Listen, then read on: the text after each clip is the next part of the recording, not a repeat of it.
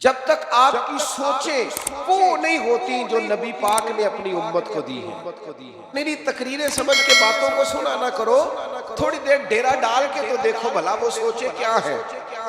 یعنی سوچ یہ ہے کہ ایک میدان کے اندر چند صحابہ زخمی پڑے ہیں اور گرمی ہے اور جنگ ہے اور پیاس ہے اور جسموں پر زخم ہے اور تکالیف ساری ہے۔ ایک شخص نے پانی کا پیالہ پیش کیا ایک زخمی کو۔ سوچ قومی ہے،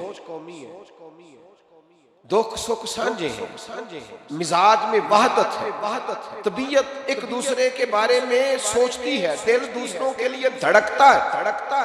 اس کیفیت میں بھی وہاں لیٹے ہوئے بھی صحرا میں زخموں سے چور چور پانی کا پیالہ قریب کیا جاتا ہے تو وہ شخص کہتے ہیں میرے اندر حوصلہ ہے، صبر ہے اور میرے زخم بھی تھوڑے ہیں، میں برداشت کر لوں گا، یہ میرے بھائی کو پانی پلا دے ذرا زیادہ تکلیف۔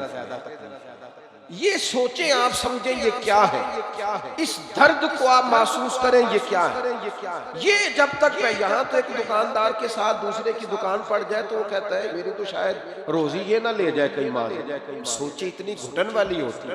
قومی وحدت پیدا کریں، ایک دوسرے کا درد محسوس کریں، ایک دوسرے کے بارے میں تھوڑا سوچیں اور اس حدیث کو کبھی نہ بھولنا۔ میرے محبوب نے فرمایا تو اپنے بھائی کے کام میں لگ جا، میرا رب تیری مدد فرمائے۔